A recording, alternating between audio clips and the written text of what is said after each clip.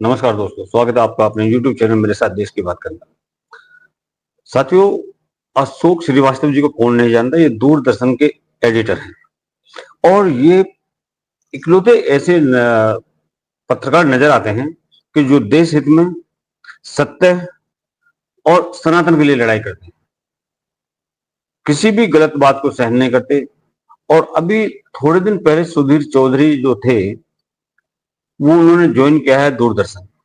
और दूरदर्शन के पास में इस वक्त दो देशभक्त पत्रकार आ चुके हैं और दोनों जब ये मिलेंगे तो एक नए अंदाज में हमारा दूरदर्शन हम सभी के सामने होगा। हम सभी दूरदर्शन के अंदर में एक नया स्टाइल देखेंगे, जो स्टाइल अशोक जी के टाइम पर था, जब कांग्रेस का दौर था। उसके बारे में भी उन्होंने अपने पिछले एक पॉडकास्ट के अंदर बात की थी। इस पॉडकास्ट के अंदर इन्होंने जो भारत के सो कॉल्ड नामी ग्रामी पत्रकार हैं या रहे थे पहले, आज वो किस हालत में हैं, क्या वो ज्ञान बांटते हैं, उन्होंने उसको बड़े खुल करके चर्चा की है। और इस देश को ये एक आईना दिखाया है, लोगों को उनकी सच्चाई बताइए कि ये लोग क्या करते थे। ये बिके हुए पत्रकार थे जिनके बारे में इसमें अशोक जी ने बताया है। और अब सुधीर चौधरी भी साथ में आ गए हैं, तो देखिए दूरदर्शन का क्या मजा आता है। और ये तो पूरा डिबेट है अशोक जी का, अशोक श्रीवास्तव का। इसको आइए देखते हैं कि अशोक जी ने अपने पूरे डिबेट में लोगों के बारे में क्या क्या सत्यता बताई है। और उनका जो पत्रकार रहे पहले वाले, मतलब पारिवारिक पत्रकार कह लो उनको, वो कहना ज्यादा उचित है, क्योंकि वो एक परिवार के लिए ही पत्रकारिता करते थे। तो सुनते हैं कि उन्होंने क्या कहा था। मैं बात कर रहा हूं उन पत्रकारों की जिसमें आपको रवीश कुमार जैसे पत्रकार मिल जाएंगे, पुण्य प्रसून वाजपेयी जैसे पत्रकार मिल जाएंगे, और भी कई बड़े पत्रकार जो अब टीवी इंडस्ट्री से दूर हो चुके हैं, अजीत अंजुम जैसे, और वो सोशल मीडिया पर खूब धड़ल्ले से ज्ञान फैल रहे हैं। वो उन पत्रकारों ने उस टाइम तो खूब रगड़ कर मलाई खाई है, लेकिन आज उन्हें तानाशाही नजर आती है। जरा मुझे वही मैं आपसे समझना चाह रहा था कि आज की डेट की पत्रकारिता, उस डेट की पत्रकारिता में जो वो डिफरेंस बता रहे, क्या वो डिफरेंस है? क्या वैसा ही क्योंकि इस तरीके की भी आरोप लगते हैं कि भाई उस डेट में तो पीएमओ से डिसाइड होता है, एडिटर्स बैठते थे वहां जाकर कि क्या एजेंडा आपको सेट करना है। जैसे पुण्य प्रसून वाजपेयी, जब उनकी नौकरी गई तो कहा गया कि भाई मोदी ने उनकी नौकरी ले ली। जरा पुण्य प्रसून वाजपेयी जी से पूछिए कि ये सहारा में जब थे तो उनको किसने निकाला था, पूछिए उनसे, कहिए, बताइए कैसे रातों रात लालू जी ने उनका बोरिया बिस्तर बंधवा दिया था। लालू जी रेल मंत्री थे, मनमोहन सिंह प्रधानमंत्री थे, सहारा से उनका रातों रात बोरिया बिस्तर बंधवा दिया गया था क्योंकि उन्होंने लालू जी के साथ पंगा ले लिया था। और लालू जी के साथ सिर्फ उन्होंने एक इंटरव्यू के दौरान पंगा ले लिया था, तो लालू से पंगा ले लूंगा, बोरिया बिस्तर बंधवा। तो तानाशाही मतलब क्या ये बोलते हैं यार, ये लोग जो हैं ये सब ढकोसलेबाजी है, सब झूठ बोलते हैं, बकवास बोलते हैं। एक एक मतलब इन लोगों ने अब जो पत्रकार जो है स्वर्ग की सीढ़ी चढ़ दिखाते थे जब संपादक होते थे चैनल के, आज वो हमको ज्ञान देंगे कि पत्रकारिता क्या होती है।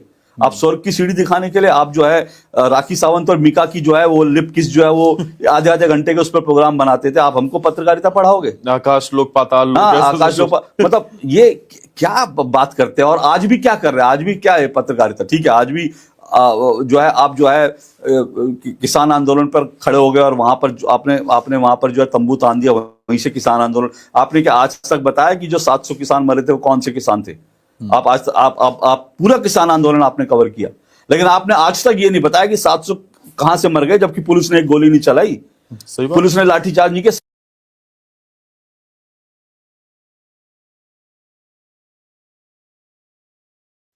ये अशोक जी ने बहुत अच्छी बात पूछी है कि भाई आज तक आपने उन पत्रकारों उन किसानों को नाम क्यों नहीं बताए जो कि किसान आंदोलन में मारे गए थे, जबकि पुलिस ने ना गोली चलाई, ना लाठी चार्ज हुआ, ना कुछ हुआ। सिर्फ एक हल्ला के 700 पत्रकार मर गए, सॉरी किसान मर गए। लेकिन वो किसान कौन से थे जो मारे गए, उनका नाम बताइए, गांव बताइए, कुछ तो उनका एड्रेस बताइए। या इस तरह से हवा में कि किसान मर गए। और सुनने आगे क्या कह रहे हैं अशोक जी। 700 किसान कौन से मर गए? क्या आप एक भी आदमी के घर गए 700 किसान में जो मरे? क्योंकि आप जाओगे कैसे, वो किसान नहीं, वो तो आपने क्या उस 2 साल के बच्चे का उसके परिवार का इंटरव्यू किया जिसको किसान आंदोलन ने दिखा दिया कि हमारा किसान मर गया 2 साल के बच्चे का नाम लिखकर? अगर आप इतने बड़े रिपोर्टर हो तो जाओ ना, करो, आप लेकिन वो तो आपने, तो वो एजेंडा सेटिंग है, एजेंडा सेटिंग। एजेंडा सेटिंग है। अब रवीश बाबू को तो आजकल जो है भारत का मिडिल क्लास भी जो है उनको सांप्रदायिक लगता है, हाँ। क्योंकि वो भारत का मिडिल क्लास आजकल मोदी को वोट दे रहा है। बिल्कुल। और रवीश कुमार जो है उनको सहन नहीं हो रहा कि भाई मोदी कैसे बार बार जीत रहे हैं। तो ये वो इतना फ्रस्ट्रेशन का लेवल इनका हो गया है कि वो पब्लिक को ही गाली देने लगे कि भारत का मिडिल क्लास जो है वो कम्युनल हो गया है। ये फ्रस्ट्रेशन में ये लोग जी रहे हैं, बहुत भयंकर फ्रस्ट्रेशन में जी रहे हैं।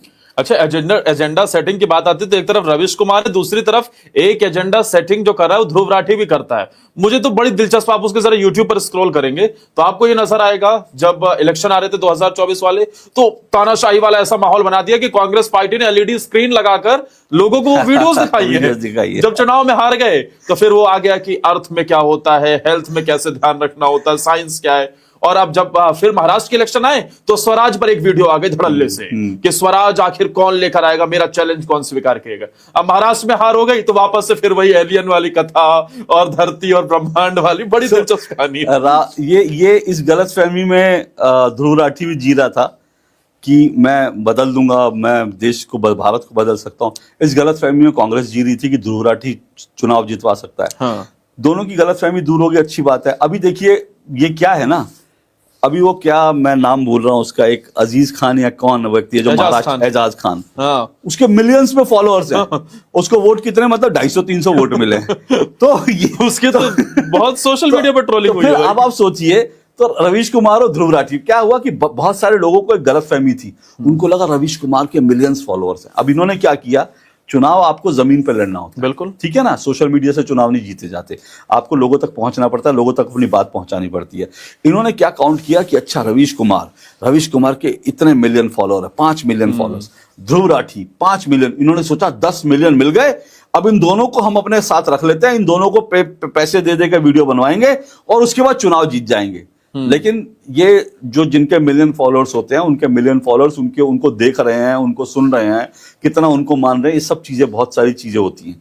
तो ये एजाज खान की हार से साबित हो गया कि आप सोशल मीडिया पे बहुत बड़े हीरो, मिलियंस फॉलोअर्स हो, आपका जमीन पे इंपैक्ट नहीं है। आधे तो वो भी देखने आते हैं क्या बकवास कर रहा है। तो बहुत सारे लोग रवि जो है ध्रुव राठी को मजे मजे के लिए देखते हैं। हाँ। कि वो कैसे एक्टिंग करता है, क्या क्या पता नहीं हाथ हिलाता है, क्या करता है, तो बहुत सारे लोग उसकी एक्टिंग देखने के लिए आते हैं। और ये भी आपको पता नहीं मालूम है, नहीं मालूम नहीं, दर्शकों को मालूम है, इसने बाकायदा ध्रुव राठी ने हायर कर रखे हैं फिल्म इंडस्ट्री से जुड़े लोग, उसकी स्क्रिप्ट लिखने वाले हैं, उसका जो है उसकी एडिटिंग करने वाले हैं, जो लोग बॉलीवुड की फिल्में बनाते हैं वो उसके वीडियो बना रहे हैं।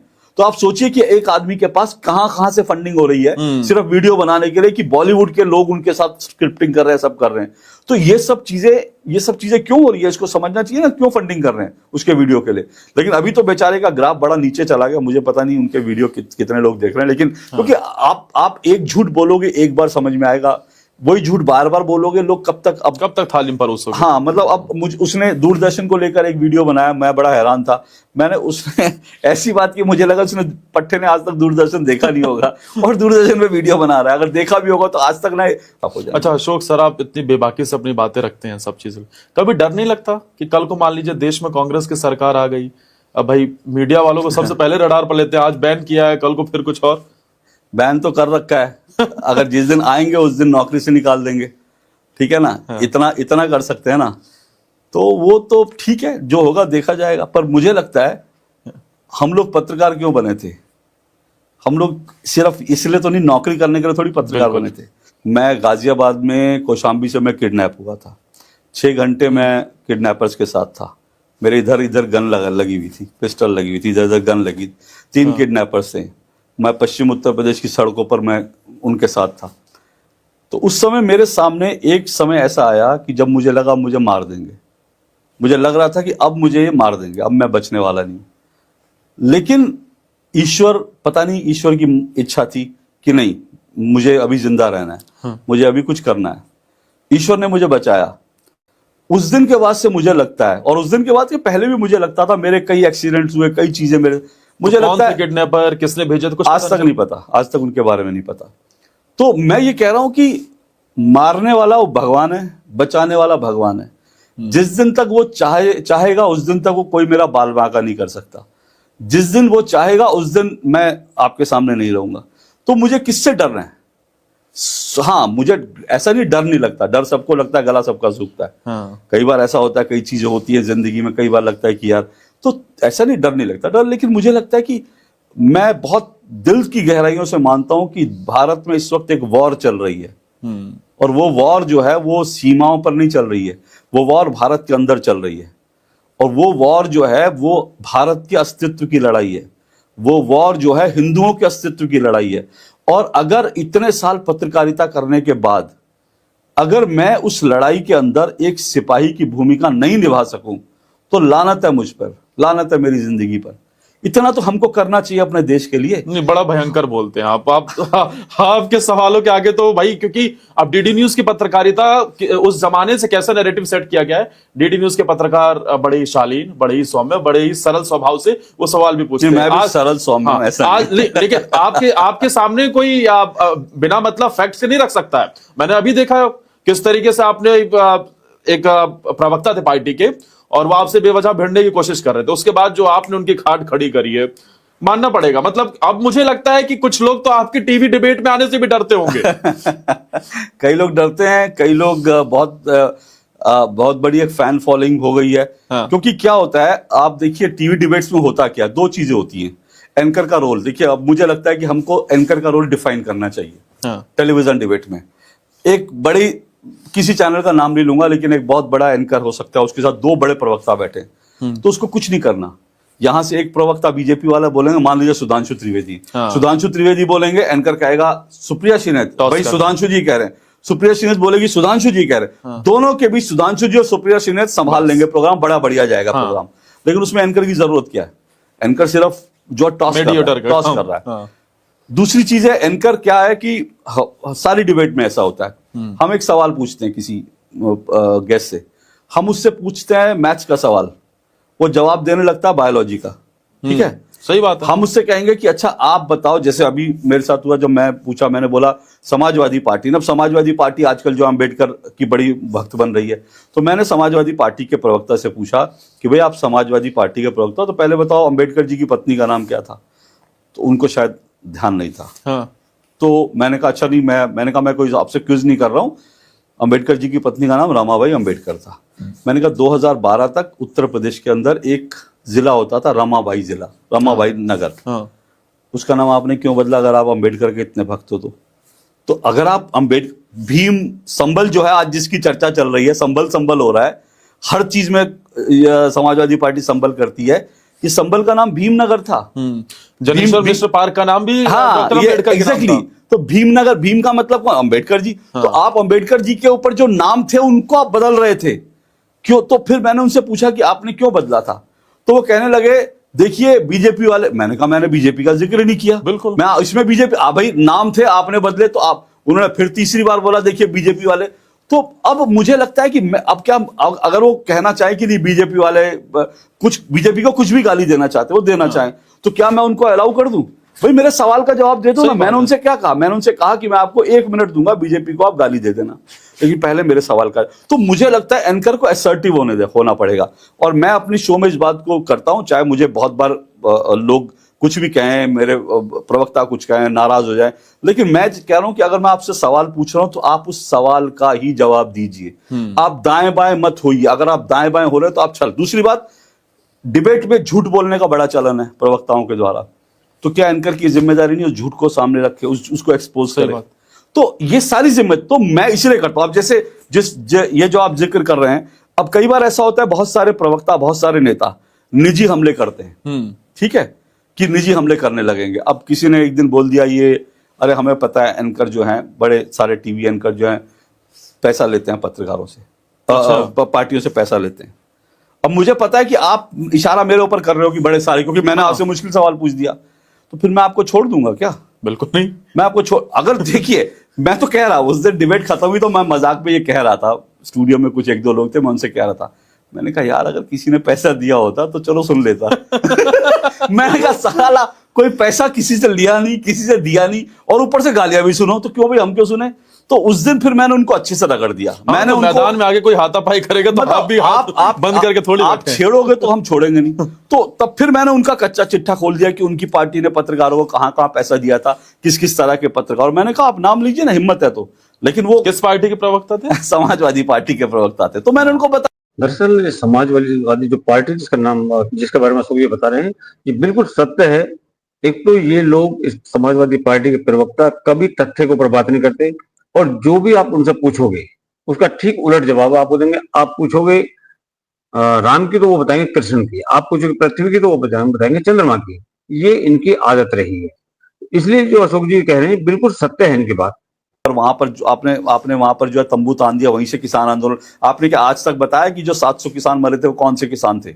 आप आज आप पूरा किसान आंदोलन आपने कवर किया, लेकिन आपने आज तक ये नहीं बताया कि 700 कहां से मर गए, जबकि पुलिस ने एक गोली नहीं चलाई, सही बात। पुलिस ने लाठीचार्ज नहीं किया। 700 किसान कौन से मर गए? क्या आप एक भी आदमी के घर गए 700 किसान में जो मरे? क्योंकि आप जाओगे कैसे? वो किसान नहीं, वो तो आपने क्या उस 2 साल के बच्चे का उसके परिवार का इंटरव्यू किया जिसको किसान आंदोलन ने दिखा दिया कि हमारा किसान मर गया 2 साल के बच्चे का नाम लिखकर? अगर आप इतने बड़े रिपोर्टर हो तो जाओ ना, करो आप। लेकिन वो तो आपने, तो वो एजेंडा सेटिंग है, एजेंडा सेटिंग है। अब रवीश बाबू को तो आजकल जो है भारत का मिडिल क्लास भी जो है उनको सांप्रदायिक लगता है, क्योंकि वो भारत का मिडिल क्लास आजकल मोदी को वोट दे रहा है। और रवीश कुमार जो है उनको सहन नहीं हो रहा कि भाई मोदी कैसे बार बार जीत रहे हैं। तो ये वो इतना फ्रस्ट्रेशन का लेवल इनका हो गया है कि वो पब्लिक को ही गाली देने लगे कि भारत का मिडिल क्लास जो है वो कम्युनल हो गया है। ये फ्रस्ट्रेशन में ये लोग जी रहे हैं, बहुत भयंकर फ्रस्ट्रेशन में जी रहे हैं। अच्छा, एजेंडा सेटिंग की बात आती है तो एक तरफ रवीश कुमार है, दूसरी तरफ एक एजेंडा सेटिंग जो कर रहा है वो ध्रुव राठी भी करता है। मुझे तो बड़ी दिलचस्प, आप उसके जरा यूट्यूब पर स्क्रॉल करेंगे तो आपको ये नजर आएगा, जब इलेक्शन आ रहे थे 2024 वाले, तो तानाशाही वाला ऐसा माहौल बना दिया कि कांग्रेस पार्टी ने एलईडी स्क्रीन लगाकर लोगों को वीडियोस दिखाई है। जब चुनाव में हार गए तो फिर वो आ गया कि अर्थ में क्या होता है, हेल्थ में कैसे ध्यान रखना होता है, साइंस क्या है। और अब जब फिर महाराष्ट्र के इलेक्शन आए तो स्वराज पर एक वीडियो आ गई धड़ल्ले से कि स्वराज आखिर कौन लेकर आएगा, मेरा चैलेंज कौन स्वीकार करेगा। अब महाराष्ट्र में हार हो गई तो वापस से फिर वही एलियन वाली कथा और धरती और ब्रह्मांड वाली बड़ी दिलचस्प कहानी है। ये इस गलतफहमी में ध्रुव राठी भी जी रहा था कि मैं बदल दूंगा, मैं देश को, भारत को बदल सकता हूं। इस गलतफहमी में कांग्रेस जी रही थी कि ध्रुव राठी चुनाव जितवा सकता है। हाँ। दोनों की गलतफहमी दूर हो गई, अच्छी बात है। अभी देखिए ये क्या है ना, अभी वो क्या, मैं नाम भूल रहा हूं उसका, एक अजीज खान या कौन व्यक्ति है जो महाराष्ट्र, एजाज खान, उसके मिलियंस में फॉलोअर्स हैं। उसको वोट कितने, मतलब 250-300 वोट मिले। तो ये उसके तो बहुत सोशल मीडिया पर ट्रोलिंग हुई है। अब आप सोचिए, तो रवीश कुमार और ध्रुव राठी, क्या हुआ कि बहुत सारे लोगों को एक गलतफहमी थी, उनको लगा रवीश कुमार के मिलियंस फॉलोअर्स हैं। अब इन्होंने क्या किया, चुनाव आपको जमीन पर लड़ना होता है, बिल्कुल ठीक है ना, सोशल मीडिया से चुनाव नहीं जीते जाते, आपको लोगों तक पहुंचना पड़ता है, लोगों तक अपनी बात पहुंचानी पड़ती है।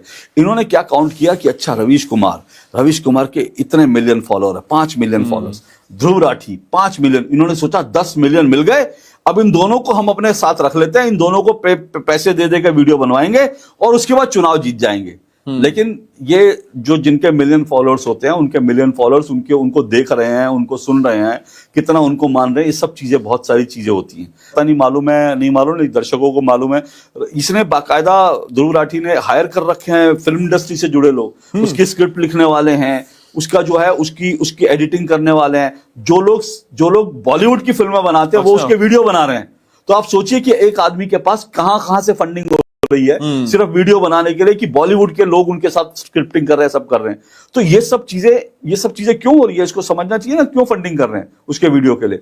लेकिन अभी तो बेचारे का ग्राफ बड़ा नीचे चला गया, मुझे पता नहीं उनके वीडियो कितने लोग देख रहे हैं। लेकिन क्योंकि आप एक झूठ बोलोगे, एक बार समझ में आएगा, वही झूठ बार बार बोलोगे, लोग कब तक थाली में परोसोगे। हाँ, मतलब अब उसने दूरदर्शन को लेकर एक वीडियो बनाया, मैं बड़ा हैरान था। उसने ऐसी बात की, मुझे लगा उसने पट्टे ने आज तक दूरदर्शन देखा नहीं होगा और दूरदर्शन पे वीडियो बना रहा है। अगर देखा भी होगा तो आज तक ना, थोड़ा रिसर्च तो कर लिया करो ना, ये रिसर्च तो कर लिया करो, हवा हवाई मत किया करो। क्यों लोग हवा हवाई करते हैं और इसीलिए पब्लिक ने इनकी हवा निकाल दी है। अच्छा अशोक सर, आप इतनी बेबाकी से अपनी बातें रखते हैं सब चीजें, कभी डर नहीं लगता कि कल को मान लीजिए देश में कांग्रेस की सरकार आ गई, अब भाई मीडिया वालों को सबसे पहले रडार पर लेते हैं, आज बैन किया है, कल को फिर कुछ और? बैन तो कर रखा है, अगर जिस दिन आएंगे उस दिन नौकरी से निकाल देंगे, ठीक है ना। हाँ। इतना कर सकते हैं ना, तो वो तो ठीक है, जो होगा देखा जाएगा। पर मुझे लगता है हम लोग पत्रकार क्यों बने थे, हम लोग सिर्फ इसलिए तो नहीं, नौकरी करने के लिए थोड़ी पत्रकार बिल्कुल। बने थे। अब इतने साल हो गया और मेरी जिंदगी का मैं अब देखिए ये 25 तारीख आ रही है, 25 दिसंबर आ रही है, और 25 दिसंबर मेरी जिंदगी का एक ऐसा दिन है जो मैं शायद कभी भूल नहीं सकता। 25 दिसंबर 2011 को मैं गाजियाबाद में कौशाम्बी से मैं किडनैप हुआ था। 6 घंटे मैं किडनैपर्स के साथ था। मेरे इधर इधर गन लगी हुई थी, पिस्टल लगी हुई थी, इधर इधर गन लगी। 3 किडनैपर्स थे। मैं पश्चिम उत्तर प्रदेश की सड़कों पर मैं उनके साथ था। किडनैपर किसने भेजे थे कुछ आज तक नहीं पता, आज तक उनके बारे में नहीं पता। मैं बहुत दिल की गहराइयों से मानता हूं कि भारत में इस वक्त एक वॉर चल रही है, और वो वॉर जो है वो सीमाओं पर नहीं चल रही है, वो वॉर भारत के अंदर चल रही है। और वो वॉर जो है वो भारत के अस्तित्व की लड़ाई है, वो वॉर जो है हिंदुओं के अस्तित्व की लड़ाई है। और अगर इतने साल पत्रकारिता करने के बाद अगर मैं उस लड़ाई के अंदर एक सिपाही की भूमिका नहीं निभा सकूं तो लानत है मुझ पर, लानत है मेरी जिंदगी पर। आपके सामने कोई बिना मतलब फैक्ट्स के नहीं रख सकता है। मैंने अभी देखा किस तरीके से आपने एक प्रवक्ता थे पार्टी के और वो आपसे बेवजह भिड़ने की कोशिश कर रहे थे, उसके बाद जो आपने उनकी खाट खड़ी करी है, मानना पड़ेगा। मतलब अब मुझे लगता है कि कुछ लोग तो आपकी टीवी डिबेट में आने से भी डरते होंगे। कई लोग डरते हैं, कई लोग बहुत बड़ी एक फैन फॉलोइंग हो गई है। हम उससे पूछते हैं मैथ्स का सवाल, वो जवाब देने लगता है बायोलॉजी का, ठीक है, सही बात है। हम उससे कहेंगे कि अच्छा आप बताओ, जैसे अभी मेरे साथ हुआ, जब मैं पूछा, मैंने बोला समाजवादी पार्टी। अब समाजवादी पार्टी आजकल जो अम्बेडकर की बड़ी भक्त बन रही है, तो मैंने समाजवादी पार्टी के प्रवक्ता से पूछा कि भाई आप समाजवादी पार्टी के प्रवक्ता, तो पहले बताओ अम्बेडकर जी की पत्नी का नाम क्या था। तो उनको शायद ध्यान नहीं था। हाँ। तो मैंने कहा अच्छा नहीं, मैंने कहा मैं कोई आपसे क्विज नहीं कर रहा हूँ, अम्बेडकर जी की पत्नी का नाम रमाबाई अम्बेडकर था। मैंने कहा 2012 तक उत्तर प्रदेश के अंदर एक जिला होता था रमाबाई जिला, रमाबाई नगर। हाँ। उसका नाम आपने क्यों बदला अगर आप अम्बेडकर के इतने भक्त हो तो अगर आप भीम संबल जो है आज जिसकी चर्चा चल रही है, संबल हो रहा है, हर चीज में समाजवादी पार्टी संबल करती है, ये संबल का नाम भीमनगर था। जनेश्वर मिश्र पार्क का नाम भी हाँ, डॉक्टर अम्बेडकर के नाम एग्जैक्टली। था। तो भीमनगर, भीम का मतलब कौन? अम्बेडकर जी। हाँ। तो आप अम्बेडकर जी के ऊपर जो नाम थे उनको आप बदल रहे थे क्यों? तो फिर मैंने उनसे पूछा कि आपने क्यों बदला था, तो वो कहने लगे देखिए बीजेपी वाले। मैंने कहा मैंने बीजेपी का जिक्र नहीं किया, बिल्कुल मैं इसमें बीजेपी, भाई नाम थे आपने बदले तो आप। उन्होंने फिर तीसरी बार बोला देखिए बीजेपी वाले। तो अब मुझे लगता है कि अब क्या, अगर वो कहना चाहे कि नहीं बीजेपी वाले कुछ, बीजेपी को कुछ भी गाली देना चाहते वो देना चाहें, तो क्या मैं उनको अलाउ कर दूं? भाई मेरे सवाल का जवाब दे दो ना। मैंने उनसे क्या कहा? मैंने उनसे कहा कि मैं आपको 1 मिनट दूंगा, बीजेपी को आप गाली दे देना, लेकिन पहले मेरे सवाल का। तो मुझे लगता है एंकर को असर्टिव होना पड़ेगा। और मैं अपनी शो में इस बात को करता हूं, चाहे मुझे बहुत बार लोग कुछ भी कहें, मेरे प्रवक्ता कुछ कहें, नाराज हो जाए, लेकिन मैं कह रहा हूं कि अगर मैं आपसे सवाल पूछ रहा हूं तो आप उस सवाल का ही जवाब दीजिए। आप दाएं बाएं मत होइए। अगर आप दाएं बाएं हो रहे तो आप चल। दूसरी बात, डिबेट में झूठ बोलने का बड़ा चलन है प्रवक्ताओं के द्वारा, तो क्या एंकर की जिम्मेदारी नहीं उस झूठ को सामने रखे, उसको एक्सपोज करे? तो ये सारी जिम्मेदारी तो मैं इसलिए करता हूं। अब जैसे ये जो आप जिक्र कर रहे हैं, अब कई बार ऐसा होता है बहुत सारे प्रवक्ता, बहुत सारे नेता निजी हमले करते हैं, ठीक है, कि निजी हमले करने लगेंगे। अब किसी ने एक दिन बोल दिया ये, अरे हमें पता है एंकर जो हैं, बड़े सारे टीवी एंकर जो हैं पैसा लेते हैं पत्रकारों से, पार्टियों से पैसा लेते हैं। अब मुझे पता है कि आप इशारा मेरे ऊपर कर रहे हो कि बड़े सारे, क्योंकि मैंने आपसे मुश्किल सवाल पूछ दिया, तो फिर मैं आपको छोड़ दूंगा क्या? बिल्कुल नहीं। मैं आपको छोड़, अगर देखिए मैं तो कह रहा, उस दिन डिबेट खत्म हुई तो मैं मजाक में ये कह रहा था, स्टूडियो में कुछ 1-2 लोग थे, मैं उनसे कह रहा था, मैंने कहा यार अगर किसी ने पैसा दिया होता तो चलो सुन लेता। मैंने कहा साला कोई पैसा किसी से लिया नहीं, किसी से दिया नहीं, और ऊपर से गालियां भी सुनो, तो क्यों भाई हम क्यों सुने? तो उस दिन फिर मैंने उनको अच्छे से रगड़ दिया। मैंने तो मैदान में आगे कोई हाथापाई करेगा तो आप भी हाथ बंद करके थोड़ी आप छेड़ोगे तो हम छोड़ेंगे नहीं। तो तब फिर मैंने उनका कच्चा चिट्ठा खोल दिया कि उनकी पार्टी ने पत्रकारों को कहां कहां पैसा दिया था, किस किस तरह के पत्रकार। मैंने कहा आप नाम लीजिए ना, हिम्मत है तो।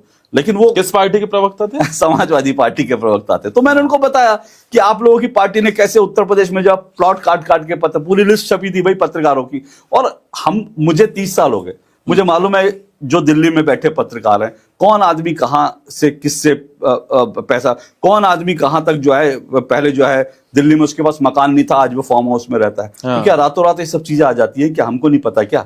तो सबके चीजें पता है, कहां से किसका लिफाफा आता है, कहां से किसको पैसा आता है, बहुत सारी चीजें पता है। लेकिन आप हमारे ऊपर, और मैं बार बार कहता हूं, मैं फिर कहता हूं, मैं डंके की चोट पे कहता हूं कि भैया मैं इस बात को लेकर हमेशा राजी हूं। मैं आज भी प्रपोज करता हूं कि देश के जितने बड़े बड़े पत्रकार हैं सब प्रेस क्लब में आ जाइए, या सब जो है इंडिया गेट पर आ जाइए और सब अपनी संपत्ति की सार्वजनिक घोषणा कीजिए। पहला आदमी मैं आऊंगा जो मैं अपनी संपत्ति की सार्वजनिक घोषणा करूंगा कि मेरे पास ये संपत्ति है, मेरी इतनी कमाई थी। क्यों? क्योंकि मैंने आज तक एक भी बेईमानी का पैसा नहीं कमाया, मैंने आज तक किसी से दलाली नहीं ली, मैंने आज तक किसी से अपने इनकम के अलावा पैसा, तो मैं तो आ रहा हूं, आप बता सकते हो क्या? तो आप मेरे से ये सब मत करो, ये सब चीजें मेरे साथ नहीं। जिस दिन मैं पैसा बेईमानी का कमा लूंगा उस दिन मैं, आप आरोप लगाओगे, मैं मुस्कुराते हुए सुन लूंगा। लेकिन जब नहीं हुआ आपका कि राहुल गांधी का भी इंटरव्यू ले लीजिए? मैंने राहुल गांधी जी से संपर्क करा, बहुत संपर्क किया, मैंने बहुत बार कोशिश की। जब मैंने मोदी जी का पहली बार इंटरव्यू किया था तो मैंने राहुल जी, उनके सहयोगियों के पास, आज भी मेरे मेल आईडी में उनको जो मेल गए वो होंगे, मैंने कुछ नहीं तो कुछ नहीं उनको 50 बार मैंने मैसेज भेजा होगा।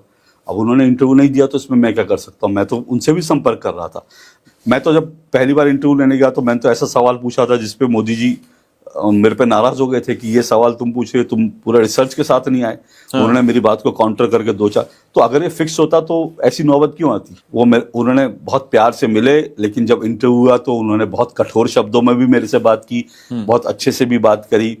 और उसके बाद जब इंटरव्यू के बाद एक बड़ा बवाल हुआ था, वो तो अब इतिहास हो गया, क्योंकि उस इंटरव्यू को कांग्रेस ने रोकने की कोशिश की थी, उस वक्त कांग्रेस की सरकार थी, तो वो तो एक इतिहास की बात होगी, पुरानी बात होगी, लेकिन वो सब पब्लिक डोमेन में उपलब्ध है। सर, आपने 2014 के बाद की भी पत्रकारिता देखी है, 2014 से पहले वाली भी देखी है। वो दौर भी था ना कि पीएमओ से डिसाइड होता था आपको भाई क्या बोलना है, क्या पूछना है। देखिए ऐसा है, नहीं, मैं कहूंगा मैंने इससे पहले 3 प्रधानमंत्रियों के इंटरव्यू किए। हालांकि फुल फ्लेज इंटरव्यू सिर्फ नरेंद्र मोदी जी का किया है, अटल जी का और डॉक्टर मनमोहन सिंह के साथ भी मैंने छोटा सा इंटरव्यू किया। मेरे से कोई सवाल किसी ने नहीं लिया, ना अटल जी ने लिया, ना मनमोहन सिंह जी ने लिया, ना मेरे से इन्होंने लिया, तो मोदी जी ने लिया, तो किसी ने नहीं। हाँ, ये फुल फ्लेज इंटरव्यू था 1 घंटे का। बाकी सबके साथ 5-5, 10-10 मिनट का टॉक था। जैसे पाकिस्तान जो है ताज होटल में श्रद्धांजलि देने गए थे डॉक्टर मनमोहन सिंह, तो जब उन्होंने श्रद्धांजलि, तो उस वक्त मैंने मुंबई आतंकी हमले का उनसे छोटा सा इंटरव्यू किया। फिर नॉर्थ ईस्ट को लेकर एक छोटा, तो वो छोटे छोटे इंटरव्यू थे, इस तरह के नहीं थे। मनमोहन सिंह जी की एक प्रेस कॉन्फ्रेंस हुई थी, मुझे अगेन साल याद नहीं है, शायद 2012 का साल था या कौन सा, 2012 का शायद साल होगा। तो उस समय जो है मनमोहन सिंह जी की प्रधानमंत्री कार्यालय में, प्रधानमंत्री निवास पर एक प्रेस कॉन्फ्रेंस थी। सेलेक्टेड एंकर्स बुलाए गए थे, अच्छा, और उन सबसे, ठीक है, वो तो एक लिस्ट थी, उनको बुलाया गया था। हाँ। मैं ये जानता हूं डीडी से जिसको बुलाया गया था, उनका नाम नहीं लूंगा, लेकिन डीडी से जिनको बुलाया गया था उनको एक सवाल लिखकर दिया गया था कि आपको ये सवाल बोलना है। उसके अलावा उस प्रेस कॉन्फ्रेंस में, आपको याद हो, वो शायद आप सोशल मीडिया यूट्यूब पे जाएंगे तो आपको मिल जाएगा, अर्नब गोस्वामी ने एक सवाल पूछा मनमोहन सिंह जी से करप्शन को लेकर के। मनमोहन सिंह ने उसका जवाब दिया, अर्नब गोस्वामी ने उसको काउंटर क्वेश्चन किया, ठीक है। हाँ। जैसे ही काउंटर क्वेश्चन किया तो उस समय जो है प्रधानमंत्री के जो सलाहकार थे, मीडिया सलाहकार थे, उन्होंने अर्नब गोस्वामी को वहां चुप करा दिया, कहा कि आप यहाँ इंटेरोगेट करने नहीं आया पीएम। अच्छा। बहुत सारे नेता असहज होते हैं, जो नए नेता, नए मुख्यमंत्री होते हैं, नए मंत्री होते हैं, तो वो एक बार पूछ लेते हैं कि भाई क्या, जैसे मान लीजिए आपने मुझे बोला तो मैंने भी आपसे कहा किन विषयों पर, तो एक थोड़ा सा होता है कि भाई हमको तो इतना तो होता है, बिल्कुल। लेकिन सवाल लिखकर कोई नहीं, और प्रधानमंत्री से तो कोई भी सवाल पूछे, प्रधानमंत्री से तो आज तक नहीं हुआ कि भाई ये मुझे पता है, मेरे पास टाइम है, मुझे पास पता है कि मुझे 40 मिनट है, 1 घंटा है, मैं उस हिसाब से अपने इंटरव्यू को सबसे अलग करने की कोशिश करूंगा। जैसे जब मैंने पहली बार इंटरव्यू किया था, मुझे बार बार कहा गया था कि गुजरात दंगों पे सवाल पूछो। हाँ। मैंने गुजरात दंगों पे कोई सवाल नहीं पूछा। क्यों नहीं पूछा? ऐसा नहीं है कि मुझे किसी ने मना किया था या मैं डर रहा था, क्योंकि मेरे से पहले नरेंद्र मोदी जी से जितने इंटरव्यू हुए थे सबने पूछा था। मैंने उनसे क्रिकेट पे पूछा, क्योंकि वो उस समय क्रिकेट बोर्ड के अध्यक्ष थे। अच्छा। किसी ने भी क्रिकेट पे सवाल नहीं पूछा था, और उस वक्त क्रिकेट में जो है फिक्सिंग की बात चल रही थी। उस वक्त क्रिकेट फिक्सिंग पे नरेंद्र मोदी ने अपनी बात की। फिर मेरे इंटरव्यू में उन्होंने पहली बार ये कहा कि जो है, मैं, आपको याद होगा उस समय उनका बाइट बहुत पॉपुलर हुआ था कि मैं भारत का नंबर 1 मजदूर हूं। ठीक है। हाँ। ये पूरे सब जगह ये मैंने उनसे मेरे इंटरव्यू में, तो मेरी कोशिश ये थी कि मैं अपने इंटरव्यू में उन चीजों को पूछूं जो बाकी लोगों ने नहीं लिया। और खान मार्केट गैंग आपने किताब लिखी। अब तक तो हम लोग भी, जितने भी दिल्ली या एनसीआर में रहने वाले लोग, खान मार्केट सोचते थे भाई वहां कपड़े अच्छे मिलते हैं। ये गैंग कहां से आ गया? खान मार्केट गैंग क्या था जो आपने किताब लिखी? पीएम तक वो किताब पहुंची है। हाँ, प्रधानमंत्री तक पहुंची, प्रधानमंत्री ने उसकी सराहना भी की। क्योंकि खान मार्केट, ये जो हम जॉर्ज सोरोस की और जो हम डीप स्टेट की बात कर रहे हैं ना, हाँ। मैंने अपनी किताब में, लोग खान मार्केट को एक खान मार्केट समझते हैं, मैंने अपनी किताब में ये कहा है कि खान मार्केट जो गैंग है वो नई दिल्ली से न्यूयॉर्क तक है। ये जो जॉर्ज सोरोस है, ये खान मार्केट गैंग का ही, मतलब जो लोग साजिश कर रहे हैं, भारत के खिलाफ साजिश कर रहे हैं, मोदी के खिलाफ साजिश, वो सारे खान मार्केट गैंग का हिस्से हैं। तो इसमें न्यूयॉर्क टाइम्स भी है, इसमें बीबीसी भी है, इसमें वॉशिंगटन पोस्ट भी है। अच्छा। है ना, इसमें भारत का प्रिंट भी है, भारत का वायर भी है। तो नई दिल्ली में वायर और जो है न्यूयॉर्क में वॉशिंगटन पोस्ट। तो ये नई दिल्ली से लेकर न्यूयॉर्क तक ये खान मार्केट गैंग है। जॉर्ज सोरोस उधर, इधर जो है वायर का जो संपादक है वो, ये सारा खान मार्केट गैंग है ना। ये टोटल खान मार्केट गैंग है। भारत के खिलाफ प्रोपेगेंडा चलाना, भारत के खिलाफ झूठ फैलाना, मोदी को किसी तरह से बदनाम करना, भारत को बदनाम करना कि भारत में जो है रहने लायक जगह नहीं रहेगी, ये लिंचिंग होती है भारत में, ये सारा चीज जो है खान मार्केट गैंग, और इनको एक्सपोज करना बड़ा जरूरी है। और मैंने अपनी किताब में उसमें यही किया कि खान मार्केट जो गैंग है ये कैसे भारत के खिलाफ साजिशें कर रहा है, कैसे झूठ बोलते हैं। अब साउथ कोरिया में देख लीजिए क्या हुआ था, वहां पे किस तरह से मार्शल लॉ लगाना किस तरह से राष्ट्रपति ने। तो ये सब जो है ना, ये जो इंडेक्स निकाल देते हैं, ये सब खान मार्केट गैंग के ढकोसले हैं, खान मार्केट गैंग के ये नैरेटिव्स हैं। इन नैरेटिव्स को देश को जानना समझना चाहिए। ये समझना चाहिए कि कैसे भारत के खिलाफ झूठ गढ़ रहे हैं। यानी वो ताकतें जो देश में रहकर और विदेशों से भी सिर्फ भारत को बदनाम करने की साजिश। एग्जैक्टली, उनके कुछ हित हो सकते हैं, उनके पॉलिटिकल हित हो सकते हैं, क्योंकि उनको ये सरकार सूट नहीं कर रही, उनके पास पैसा कहीं से आ रहा होता है, वो इसलिए कर, तो वो अपने कुछ फेक एजेंडे सेट कर रहे होते हैं। आपको कांग्रेस ने बैन किया, मुझे क्या कारण था बैन करने का? क्योंकि मैंने कहा ना, अगर आप मेरे प्रोग्राम में आके झूठ बोल रहे हो, हाँ। सवाल के जवाब में मैं आपको काउंटर करूंगा। अगर आप कहोगे, जैसे बड़ा इंटरेस्टिंग वाकया हुआ था, जो है सुप्रिया श्रीनेत मेरे प्रोग्राम में एक दिन आई। तो सुप्रिया श्रीनेत ने क्या किया, मेरे प्रोग्राम में जब डिबेट शुरू हुई तो सुप्रिया श्रीनेत ने कहा कि ये क्या जुवेनाइल बहस कर रहे हो, बेवकूफाना बहस कर रहे हो। अच्छा। ये कहा। तो मैंने, अब आप सोचिए कि ये शब्द इस्तेमाल करना एक डिबेट में। तो मैंने उनसे कहा, मैंने कहा कि क्या मेरे जो गेस्ट कोऑर्डिनेशन में जो है, क्या उन्होंने आपको बहस का विषय नहीं बताया था? बिल्कुल। मैंने कहा अगर आपको बहस का विषय बताया गया था, तो अगर आपको ये लग रहा है ये बेवकूफाना डिबेट है, तो आप मत आओ। सही बात। आप मेरे गेस्ट कोऑर्डिनेशन को कि ये तो बेवकूफाना डिबेट है, मैं नहीं आऊंगी। आपको वो विषय बताया जाता है, उस विषय पर आप सहमत हो जाते हो, उसके बाद आप आते हो, उसके बाद आप कहते हो कि बेवकूफाना डिबेट है।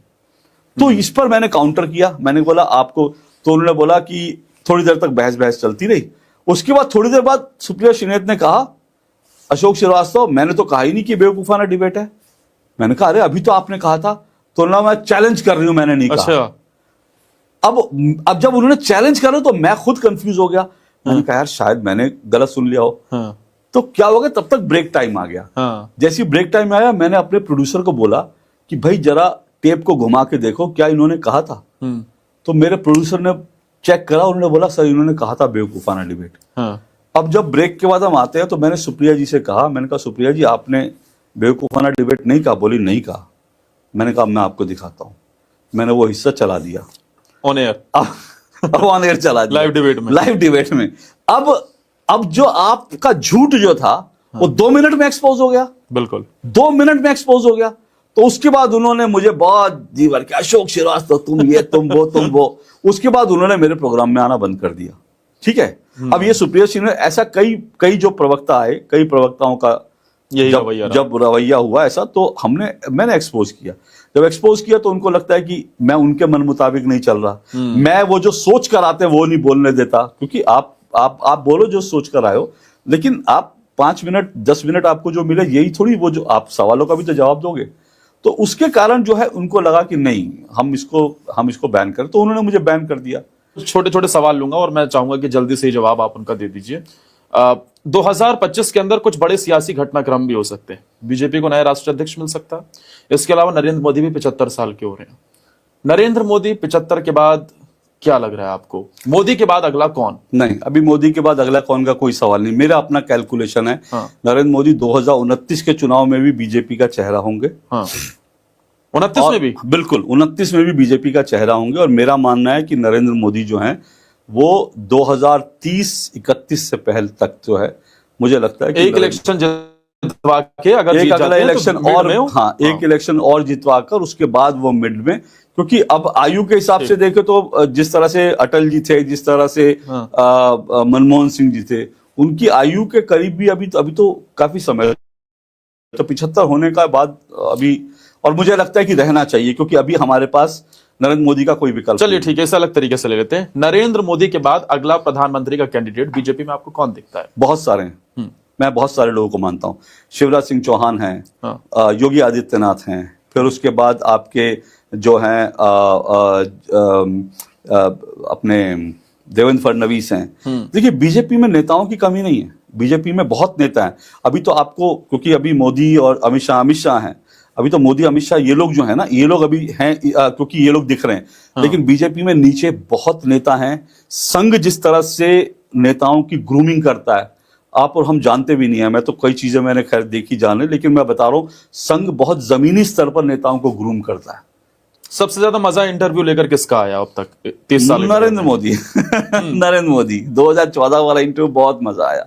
राहुल गांधी इन 20, राहुल गांधी इंटरव्यू देते नहीं 2029 में राहुल गांधी का क्या हो?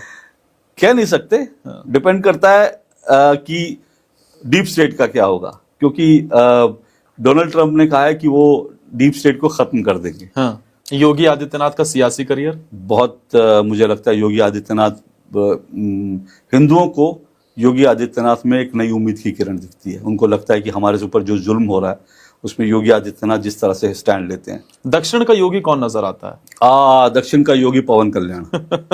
वहां बड़ी दिलचस्प लड़ाई हो गई है। बहुत जबरदस्त पवन कल्याण। हालांकि वहां अन्नामलाई भी बहुत अच्छे से काम कर रहे हैं, लेकिन मुझे लगता है तमिलनाडु में अभी जगह बनाना बड़ा मुश्किल है। लेकिन पवन कल्याण जो है वो बहुत तेजी से उभर रहे हैं, बहुत बढ़िया। अच्छा, सबसे बेहतर प्रधानमंत्री आपको कौन लगता है? अटल बिहारी वाजपेयी, नरेंद्र मोदी या मनमोहन सिंह? नहीं, मैं कहूंगा सबसे बेहतर प्रधानमंत्री जो है, मैं नरेंद्र मोदी को मानता हूं। लेकिन मोदी जी के साथ एक अच्छी चीज है, वो ठोक के काम करते हैं, और मुझे लगता है देश को ऐसा प्रधानमंत्री चाहिए जो ठोक के काम करे। चलिए, बहुत बहुत शुक्रिया अशोक सर, आप हमारे साथ आए, इस पॉडकास्ट में आप हमारे साथ जुड़े। तो ये अशोक जी थे जिनको आपने सुना, उन्होंने हर पहलू पर बड़े खुल करके बात की। उन्होंने ये भी बताया कि कांग्रेस के टाइम पर किस तरह से पत्रकारों को चुप करा दिया जाता था, और किसी भी पहलू पर ऐसा नहीं लगा कि वो कहीं झिझके हैं जवाब देते हुए, या कहीं पर उन्होंने कुछ ऐसा कहा या झूठ कहा है। हर चीज को उन्होंने सबूत के साथ में पेश किया है।